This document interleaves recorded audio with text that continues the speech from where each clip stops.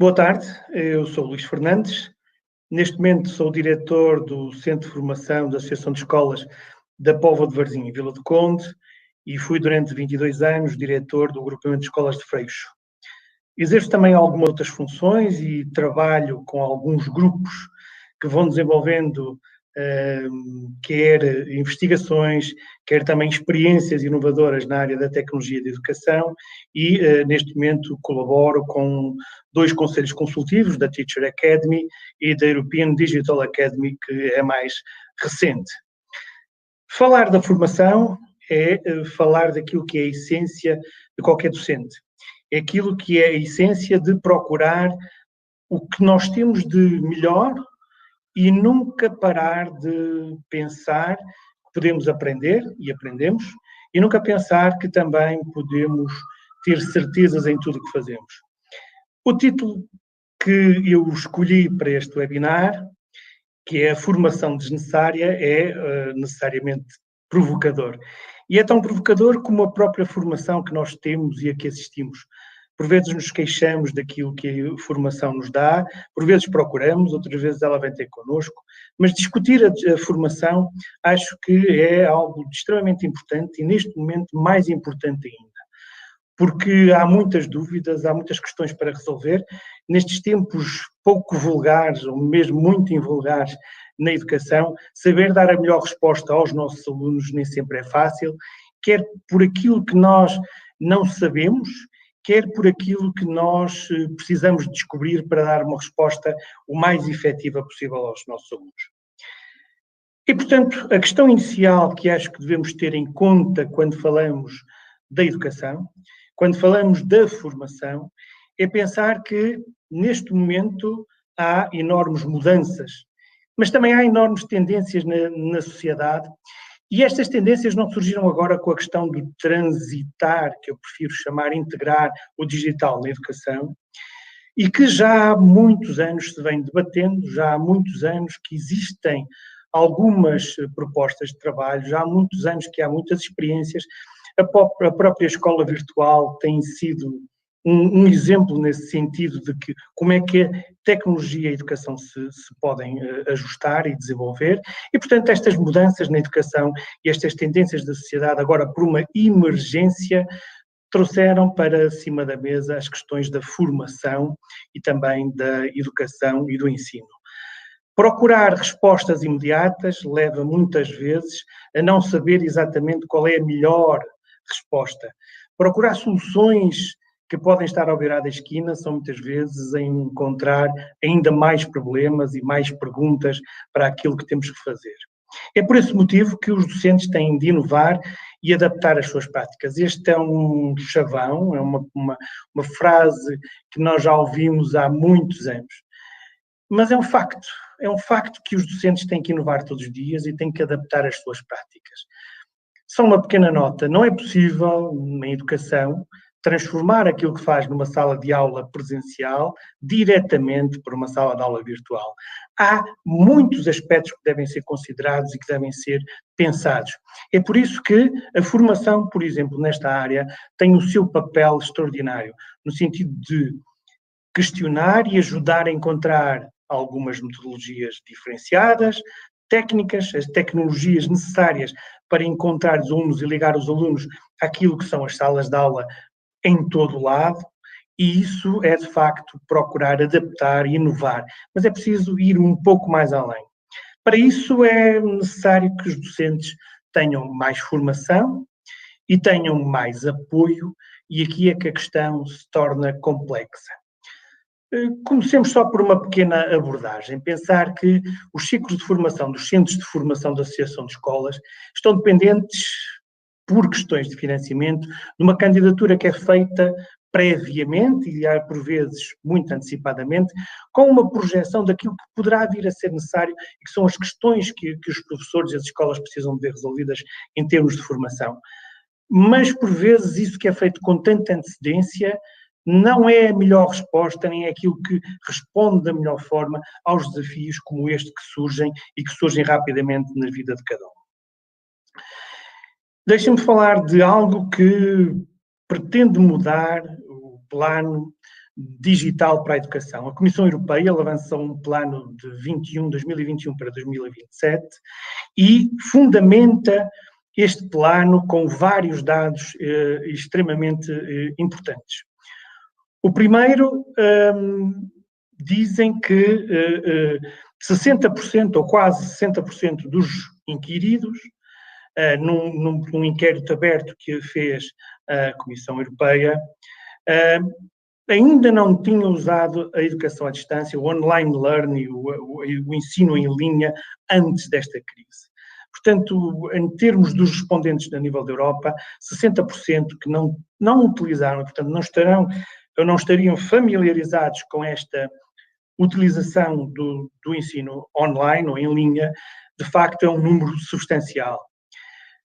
Por outro lado, por esta emergência e esta obrigação, 62% daqueles que responderam sentiram que melhoraram as suas competências digitais. 50% desses dizem que vão tomar ações, vão ter ações, vão desenvolver ainda mais as suas competências digitais. 95% deles consideram que, de facto, a crise e esta crise do coronavírus foi um ponto de mudança na perspectiva que tem da educação com o digital, do ensino com o digital, não só na sala de aula, mas também para a formação. Por outro lado, apenas 39% destes professores que responderam sentem que estão bem preparados para a utilização das tecnologias no seu trabalho diário. Apenas 39%. 39% dos professores é um número extremamente baixo. É um número preocupante no sentido em que as ferramentas digitais são ferramentas de facto básicas, é algo que tem que ser utilizado de uma forma regular, integrada no dia-a-dia da sala de aula, não só para o ensino em linha, mas para a utilização de muitas das ferramentas, muitas das aplicações, muitos dos recursos que existem digitalmente e que podem ser acedidos por todos. Portanto, este número de 39% apenas daqueles que dizem que se sentem preparados é extremamente preocupante.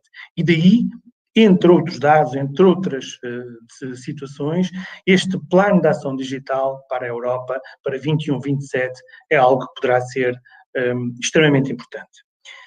Aqui estão aquilo que são as duas prioridades estratégicas. Por um lado, promover um ecossistema de educação digital e o que é necessário, e também para desenvolver as competências para esta era digital. O que é que nós temos que fazer? Há aspectos que nós nos queixamos muitas vezes, que não há infraestruturas, não há conectividade, não há equipamentos digitais, mas o que é necessário, além disso, porque isso são condições base, como é óbvio, também exige uma planificação digital, o pensar em tudo, quer na educação, quer no ensino, quer na formação, pensar como é que o digital pode ser integrado nisto e como é que nós podemos ir além daquilo que tem vindo a ser desenvolvido até este momento. E por isso é que é extremamente importante que quer professores, quer alunos, quer todos aqueles envolvidos em educação, sejam competentes digitalmente. É necessário que estes profissionais de educação, que os alunos também, mas os profissionais de educação muito, estejam preparados, estejam digitalmente competentes. E para isso é preciso fazer formação, para isso é preciso desenvolver essas competências, para isso é preciso ter esses conhecimentos básicos para isso. Há um aspecto que é a literacia digital básica, que todos nós deveríamos já ter como assumida. Estamos em 2020, já há muitos anos que há várias experiências, o acesso à tecnologia e ao digital já é algo, ou deveria ser algo comum, mas que se calhar ainda não é tanto assim. Por outro lado, é também preciso que haja conteúdos de alta qualidade, que as ferramentas a serem usadas sejam amigas do utilizador, user-friendly, que sejam capazes de qualquer pessoa com o mínimo de conhecimento e de competência de literacia digital, seja capaz de ir além disso. E, portanto, um último ponto, e que é fundamental, ter plataformas seguras e ferramentas seguras. Não podemos deixar que qualquer profissional de educação fique deixado ao seu livre-arbítrio como é que pode escolher uma aplicação, que cuidados é que deve ter com essa aplicação, o que é que essa aplicação tem em consequências relativamente à utilização de dados, porque isso é algo extremamente importante e que devemos ter sempre em atenção. Há, de facto, uma necessidade de fazer um boost, isto é, fazer um impulso muito grande para que estas competências digitais avancem rapidamente e para que todos, alunos, professores, sejam capazes de assumir estes desafios. Isto é um trabalho extremamente difícil e, sobretudo, temos que pensar que é um trabalho que não é imediato. Aquilo que estamos agora a discutir já foi discutido muitas vezes no passado. A formação já foi discutida, já houve formação. O problema é que muitas vezes essa formação é para resolver problemas imediatos, isto é uma solução para o imediato e não uma solução de longo prazo. E daí que estar a fazer uma formação que resulte em termos temporais de forma muito curta vai ter implicações de ineficácia a longo prazo. E temos que pensar que as formações que têm que ser desenvolvidas são formações que têm que se desenvolver competências digitais, mas não me refiro àquelas competências de formação onde nós vamos aprender a utilizar a plataforma A ou a plataforma B. Isso é importante, mas mais importante é saber como usar essa plataforma de uma forma pedagogicamente significativa para podermos trabalhar nos alunos. No fundo, é aprendermos o que é importante, saber, obviamente, também qual é o botão certo para carregar e fazer determinados aspectos, mas mais importante ainda é perceber o funcionamento e o que está por trás dessas aplicações e como é que eu posso utilizar essas aplicações de forma significativa na sala de aula. Esse é um desafio extremamente importante para todos, esse é um desafio que nós teremos que segurar e que teremos que desenvolver muito do nosso trabalho. As estatísticas costumam dizer são o que nós, no fundo, quisermos ver delas. São aspectos que nós podemos interpretar de uma forma ou de outra. Este quadro que aqui vos apresento, esta estatística, que é da OCDE e que refere o número de ações em que os professores do ensino básico, lower secondary, do ensino básico, desenvolveram nos últimos 12 meses, o número de ações que eles desenvolveram, de atividades formativas que eles desenvolveram, formativas de profissionalização, portanto, atividades de formação contínua, nos últimos 12 meses. E se repararmos, vale o que vale, as estatísticas têm que, por vezes, ser lido o contexto e quem responde, e quantos respondem, e de que forma é que respondem, mas se nós verificarmos Portugal, encontra-se nos países, ou na faixa de países, com o menor número de atividades, de ações de formação contínua desenvolvidas nos últimos 12 meses.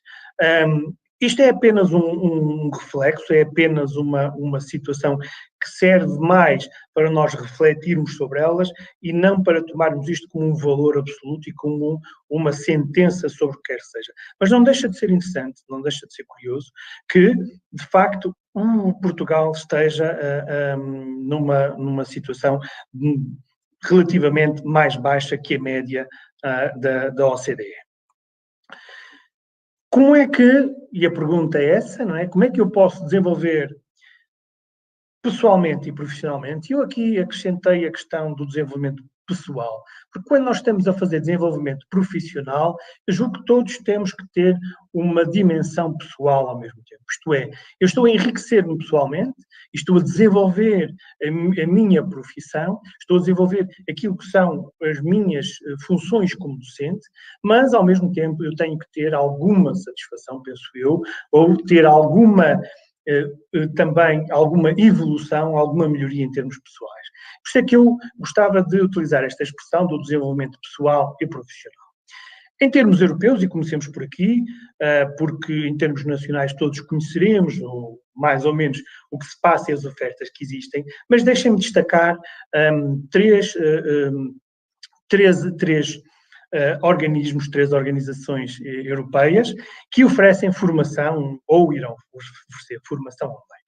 Primeiro, o School Education Gateway é uma plataforma que todos temos acesso, ela está traduzida, a maioria do seu conteúdo está traduzido em muitas línguas e que nos permite ter acesso a uma plataforma onde estão reunidas um conjunto enorme de informações, de formações, de textos, de acesso àquilo que se vai desenvolvendo em termos europeus e que tem a ver com a educação. No fundo, como foi chamada no seu lançamento, a School Education Gateway será a plataforma onde vai convergir tudo, ou pretende-se que converja tudo que diga respeito à educação, formação, o que quer que seja, tudo que diga respeito à educação na Europa passa e poderão ter acesso por aqui. A European Schoolnet é uma rede de países que se juntaram para desenvolver e investigar e fazer experiências e formação em termos de educação, para transformar. Já existe há alguns anos, já tem desenvolvido, Portugal tem se envolvido, felizmente, em muitos dos projetos que lá estão a ser criados e que já foram muitos desenvolvidos, e, portanto, também é algo, para quem não conhece, devem consultar e procurar, também há muita oferta lá e muita informação pertinente. Mais recente, e é algo que acho que é extremamente extraordinário, e é um sinal, da minha perspectiva, positiva, que é a European Digital SME Alliance. Esta é uma rede que pretende congregar tudo o que exista em termos europeus para a formação dos cidadãos, para o desenvolvimento das competências digitais dos cidadãos. Não é específico para escolas, é para empresas, é para cidadãos individuais, é para escolas, é para todos aqueles que procuram informação e formação sobre as competências digitais, sobre a inteligência artificial, sobre uma série de aspectos que são importantes para nós percebermos e desenvolvermos a nossa literacia digital e, portanto, é algo de extremamente interessante e que está a surgir agora e que começa a ter já alguma função de responder a esta necessidade em que o digital tem que ter algum protagonismo. Mas para não falarmos só em digital, deixem-me destacar aqui um aspecto. Eu não sei se todos terão conhecimento, os docentes, que é possível a cada docente elaborar um projeto, que se chama Projeto Docente, que é um documento onde os docentes, de acordo com o serviço que lhe é atribuído anualmente, vai fazer um projeto de trabalho, de acordo com o projeto educativo da escola ou do grupamento onde estão, e como é que ele pode contribuir. Isto é extremamente interessante, nós termos a possibilidade de elaborarmos um projeto docente, de elaborarmos um projeto do nosso trabalho individualmente, para de que forma é que nós podemos contribuir para o desenvolvimento do projeto educativo na nossa escola. Isto é o que está no artigo 17º do Decreto Regulamentar 26/2012. Mas, quando nós dizemos que o projeto docente tem um caráter opcional, significa que poderão fazê-lo ou não. Eu acho que seria muito interessante que todos os docentes pudessem desenvolver um projeto. Se calhar é utópico, se calhar não é, não sei. Não é comum, não é muito comum, que os docentes elaborem um projeto que abarcará várias dimensões do seu trabalho e que esse projeto, de que forma é que ele poderá contribuir para a escola e para o desenvolvimento do projeto educativo da escola. E porquê é que eu falo isto?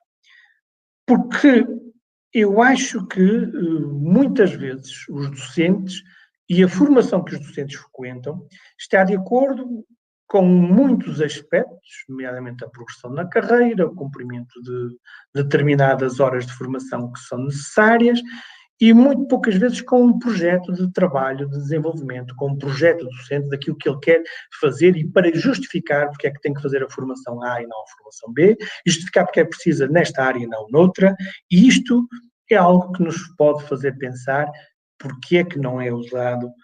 Se calhar é porque a própria lei também diz que é opcional. E se é opcional, significa que pode não ser feito, pode não ser desenvolvido. Mas é interessante.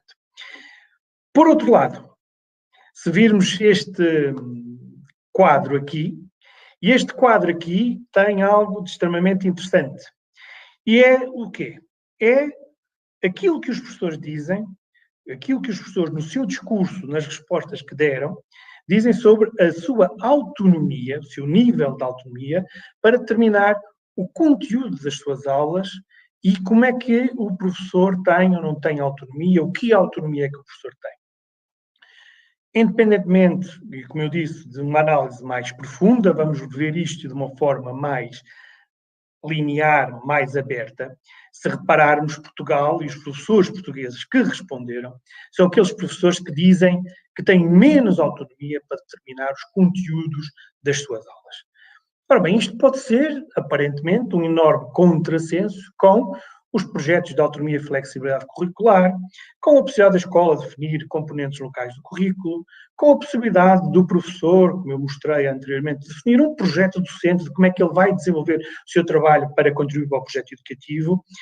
Eu não sei respostas concretas, mas acho aqui extremamente interessante, digamos assim, verificar que Portugal desta vez está mesmo na cauda do nível de autonomia, isto é, naquilo que são o que os docentes dizem sobre a sua capacidade de gerir e de determinar o conteúdo das suas disciplinas.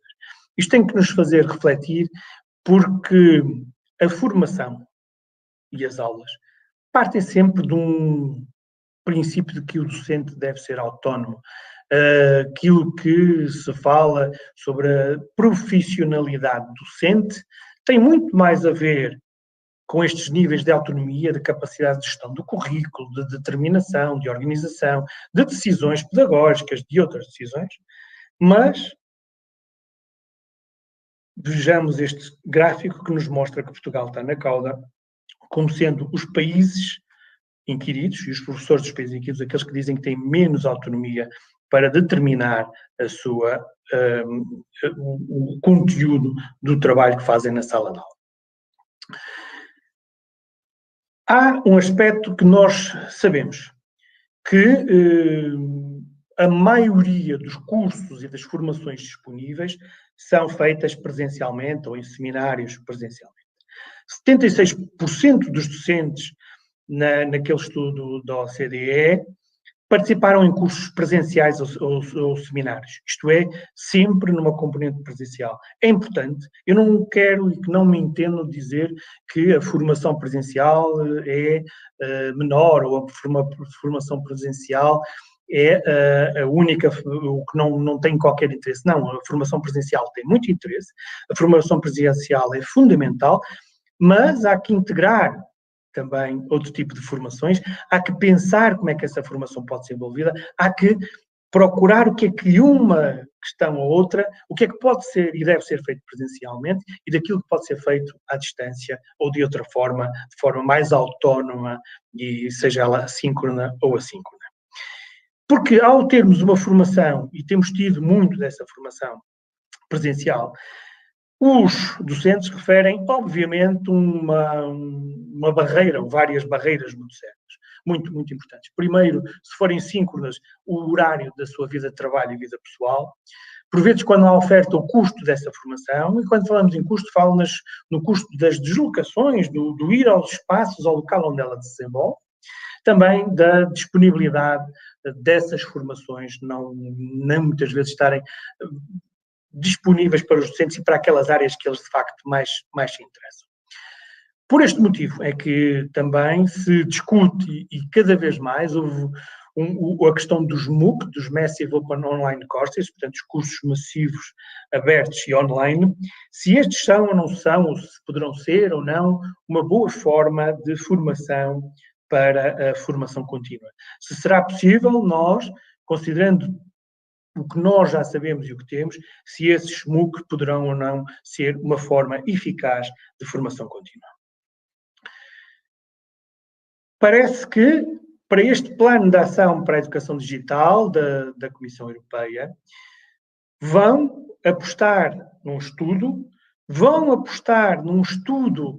em que se procura a criação de uma plataforma europeia de intercâmbio, que haja a possibilidade da Comissão Europeia, em termos globais, oferecer estes recursos em linha, certificados, através destes MOOC, destes cursos online, e se a própria Comissão Europeia está à procura de uma solução destas, eu sei, e estamos a assistir a várias experiências nesse sentido e vários estudos nesse sentido. A própria Teacher Academy já lançou um artigo recentemente sobre isto, que estará disponível em breve, e que mostra como é que os MOOC podem de facto ser efetivos, como é que os MOOC podem ser muito úteis para a formação contínua, para o desenvolvimento pessoal e profissional.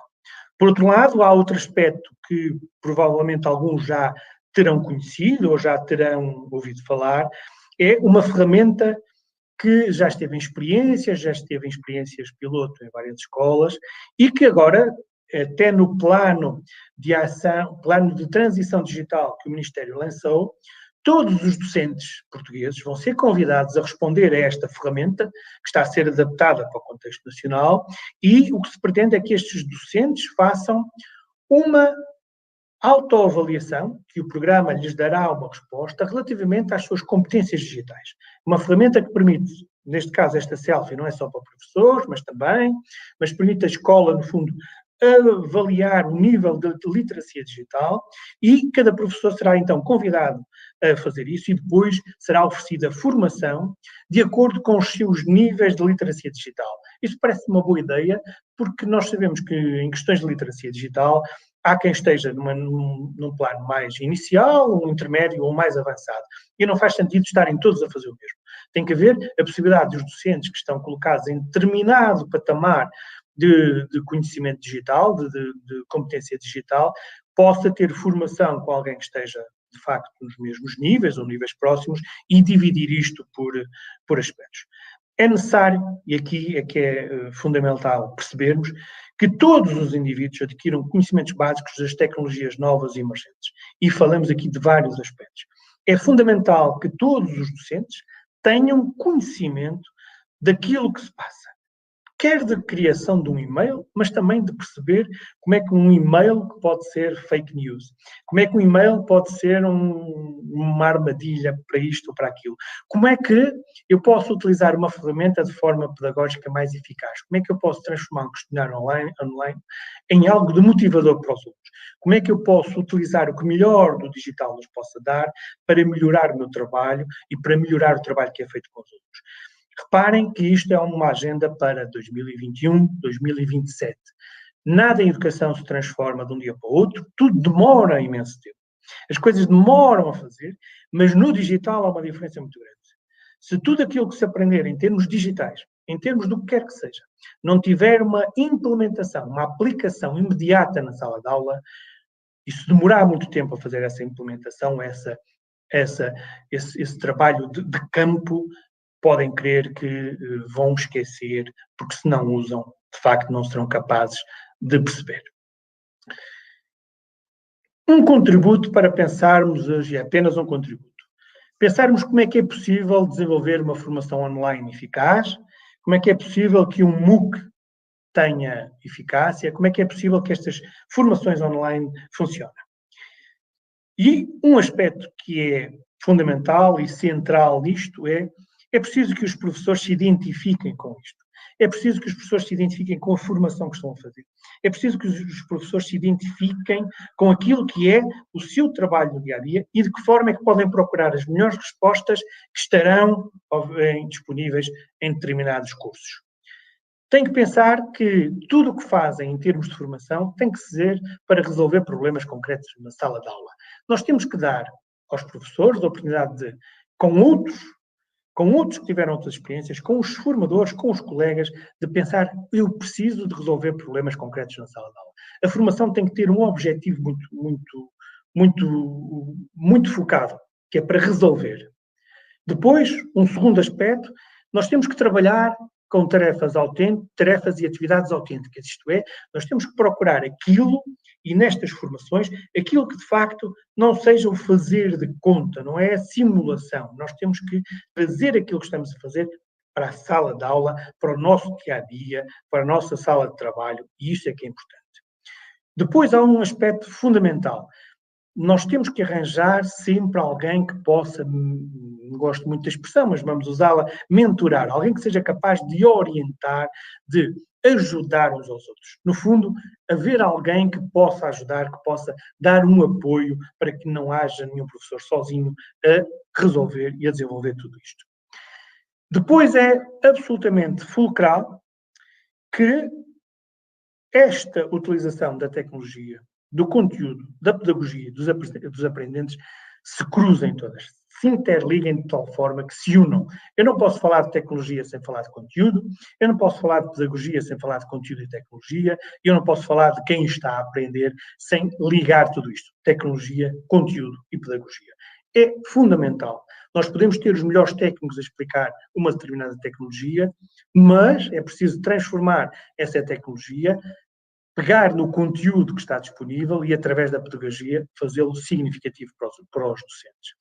E é também fundamental que haja uma reflexão, que aquilo que nós aprendemos com alguém, a formação que nós temos com outros, a formação que vamos desenvolvendo, possa ser integrada, que esta informação possa ser integrada, possa ser contextualizada, adaptada àquilo que estamos a fazer.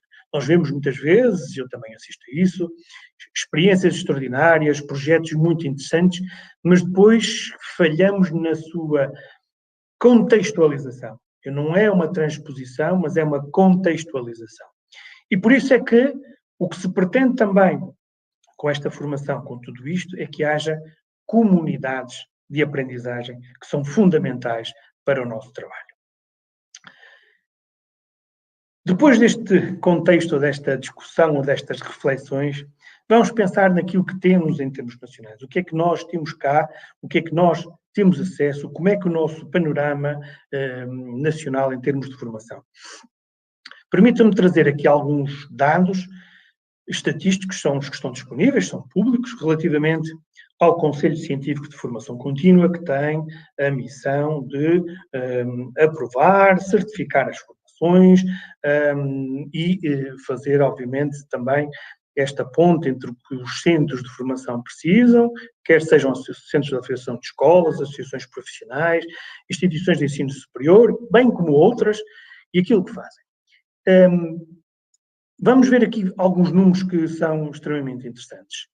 Nós tivemos em 2018, portanto são dados relativos a 2018, um total de 4.711 ações de formação, ou cursos, ou oficinas e outros que estão aí descritos, e, de facto, estas formações, a nível nacional, foram aquelas que foram acreditadas e que foram reconhecidas pelo Conselho Científico como sendo relevantes para a carreira docente.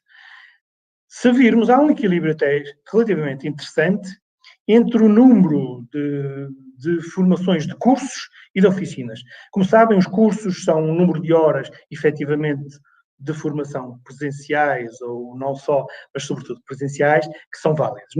Na questão das oficinas, há um determinado número de horas de sessões presenciais ou sessões síncronas ou outras, há um número correspondente de horas para formação autónoma e, portanto, pode duplicar o número de horas disponíveis.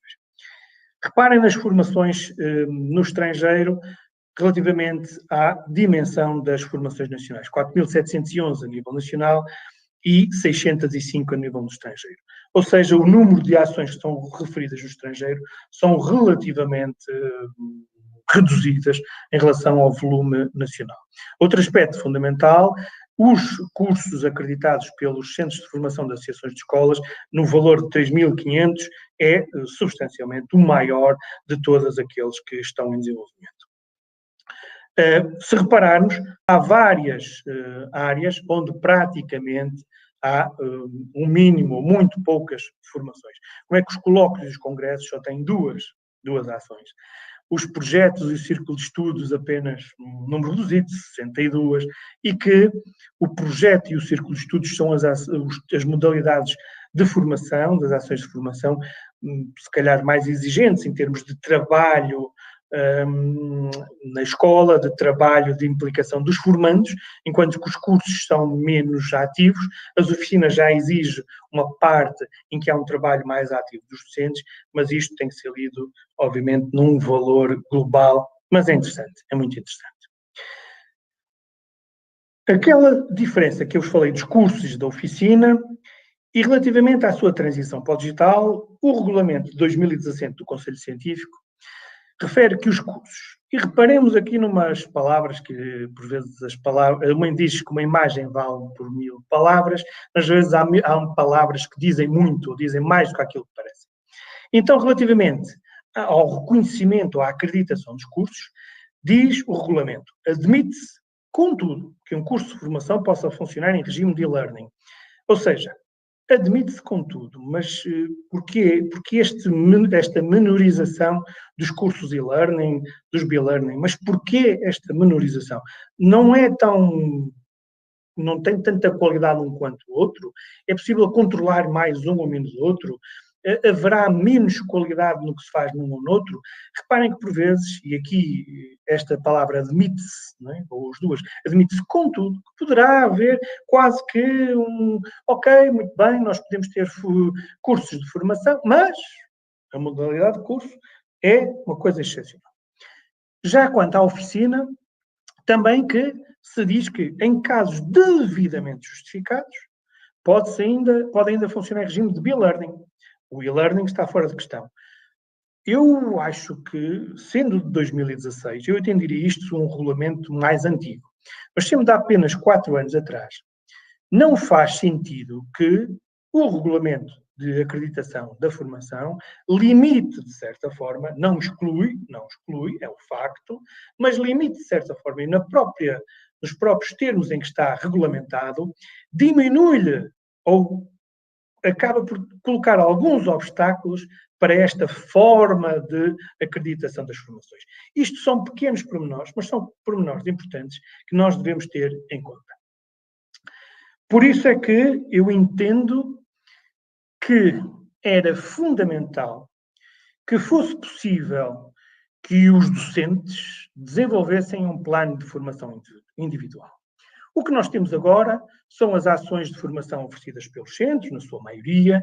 Esses centros de formação elaboram os seus planos com antecedência, de acordo com as necessidades das escolas, mas, na sua maioria, não acautelam as necessidades de formação individual, isto é, aquilo que cada um de nós poderá ter no seu projeto docente. Não acautelam a possibilidade do docente ter um plano próprio de formação. Isso porquê? Todos nós sabemos porquê. Todos nós sabemos que a formação, na sua maioria, posso estar errado, não estou a citar nenhum estudo, mas a formação, estando condicionada à apresentação de horas de formação para a progressão na carreira docente, estando condicionada à obrigação de 50% da componente dessa formação que seja na área onde o docente, a cujo grupo de recrutamento o docente pertence, limitando a existência de formações que possam ser desenvolvidas em regimes diferenciados do presencial, fazendo com que a formação surja em determinadas épocas do ano, dependente muito do plano de financiamento do POCH, dependendo obviamente, daquilo que em termos nacionais se entende que é fundamental haver formação, esquece, por esse excesso, aquilo que poderia ser algo interessante de discutir, que era o plano de formação individual. E por isso, eu gostava que se discutisse e se pensasse na forma em como um docente poderia personalizar essa formação. Isto é, se eu pretendo desenvolver uma determinada área na qual eu sinto necessidade, eu poder frequentar um MOOC e facilmente esse MOOC ser reconhecido. Eu poder frequentar uma formação onde quer que seja, no horário que eu tenho disponibilidade, e não horários pré-definidos, e onde eu possa ir mais além da minha formação. E onde eu possa atualizar quer a minha formação académica, quer a minha formação pedagógica, quer a minha formação pessoal. Onde seja possível eu encontrar respostas às minhas necessidades e àquilo que eu quero. Enquanto tivermos uma formação que está submetida à progressão na carreira docente, teremos sempre gente interessada em fazer o número de horas que tem que ter para completar o seu ciclo avaliativo. Teremos as pessoas e os docentes a frequentar aquela formação que é oferecida naquele ano pelos centros de formação. E que, por vezes, os centros se debatem com a possibilidade de escolha de uma determinada formação, ou porque não é financiada, ou porque não é enquadrável, ou porque não faz parte das prioridades, e, portanto, não é possível fazer essa atualização. No entanto, tem havido muita formação, há muita formação. O que eu gostava aqui de desenvolver e de propor era, de facto, que fosse possível fazermos uma formação onde o nosso plano de formação individual de longo prazo, ou não só, fosse possível ser considerado. Acho que era uma forma muito interessante de encontrarmos aqui um trabalho. Por outro lado, também, dentro das escolas, acho que devia haver formação entre pares, isto é, os grupos de docentes de uma disciplina, ou duas ou várias, que se pudessem organizar autonomamente e internamente, existe, mas não tanto quanto seria desejável, se calhar, que fosse possível que houvesse essa prática de haver uma formação interna, onde os próprios docentes, entre pares, fizessem esse desenvolvimento dessa formação, com recurso a muitas ferramentas e muitos recursos que estão já disponíveis online e que lhes permite ir além do seu dia-a-dia. Fico agora mais disponível para responder às vossas questões, às questões que foram sendo colocadas e há uma questão que, ou isto é, há muitas questões que foram colocadas sobre o mesmo aspecto. E a pergunta, em resumido, é se há formação desnecessária ou porque é que a formação é desnecessária. Aquilo que eu procurei aqui dizer é que a formação é muito necessária, a formação que é imposta por questões de progressão na carreira não é tão necessária, a formação que está num formato já pré-definido e restrito à partida não é necessária. O que é necessário é termos formação mais flexível, termos outro tipo de formação e, de facto, é uma questão pessoal. É uma questão que é colocada e que tem a ver com o seguinte. Diz alguém aqui o seguinte, que considera que a formação e a participação em webinars com funcionamento em termos de horas muito mais reduzido, que são mais produtivos do que muitas vezes formações de 25, 50 horas. E pergunta se é possível fazer formações que não são exclusivas para o professor progredir. O ideal é conseguirmos aliar estas duas situações. Por um lado, a possibilidade de fazermos formações curtas, que nos interessam, mas que estão limitadas ao número de 10 horas de formação num ciclo de 50 horas, portanto não podemos usar mais que 10 horas dessas ações de curta duração. E, por outro lado, nós temos para já, como condição para a progressão, todos os docentes têm, o cumprimento do número de horas. Mas, como diz também nesta questão, a pergunta é se, considerando que as tecnologias também que estão ligadas e que agora nos permitem fazer formação, se não era possível encontrar um modelo completamente diferente de formação. Existem já algumas propostas, nós vimos algumas que a Comissão Europeia está a fazer com a Teacher Academy, com a Digital Academy, com a European Schoolnet e outras, há projetos também em Twinning, há toda uma série de situações que estão a ser desenvolvidas e que podem ser muito úteis. Uma outra questão, para quando a acreditação dos MOOC? Bom, os MOOC podem ser acreditados, mas se forem realizados no estrangeiro. Em termos nacionais, também podem ser, mas é ali um misto, é uma questão que não está muito clara. O que eu entendo que seria necessário era regulamentar, de facto, a forma como os MOOC podem ser reconhecidos, como podem ser acreditados de uma forma rápida, imediata e com o mínimo de burocracias possíveis. Eu acho que, dessa forma, agilizávamos muito todo este trabalho, todo este desenvolvimento. Uma outra questão, que é se as formações via internet são eficazes, que características devem apresentar. Eu já falei aqui um pouco naquilo que os MOOC poderiam fazer. Eu acho que a questão não tem que ser colocada ou não deve ser colocada se são eficazes ou não online, se as formações online são eficazes ou não. O que eu acho que é fundamental é se aquilo que nós estamos a aprender, se os webinars, a formação que estamos a fazer é útil e eu vou utilizar aquilo que aprendo. A questão fundamental está aí.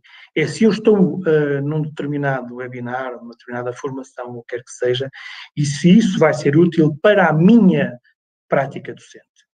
Isso é que é fundamental, porque todos temos para aprender uns com os outros e, portanto, a questão é mesmo essa. podem ser eficazes se aquilo que eu estiver a trabalhar, se aquela formação que eu estiver a desenvolver é uma formação que vai ser útil para eu desenvolver a minha prática docente no próprio dia ou no dia seguinte. Esse é que é o fundamental que nós devemos estar a desenvolver. Há uma pergunta aqui que é um bocadinho provocadora, digamos assim. Se a frequência de formação pode ser compulsiva, isto é, sujeita à convocatória. Eu acho esta pergunta absolutamente deliciosa, pelo que ela encerra em si e por pensarmos que se a formação é para desenvolvimento profissional, e aqui pertence de desenvolvimento profissional, o convocar alguém para fazer algo que se há, em princípio, para o seu próprio bem, para o seu desenvolvimento, acho estranho. Agora, a questão será que há formações que a mim não me interessam nada e eu estou lá a cumpri-las porque preciso das horas ou porque são horas para algum projeto no qual eu não estou minimamente interessado?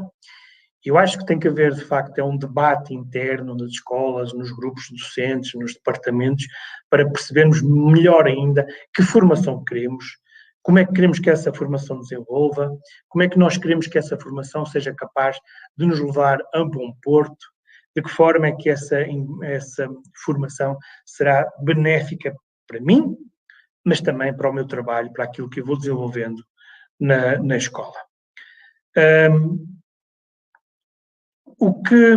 Uma última questão que tem a ver com o papel das escolas na escolha da formação.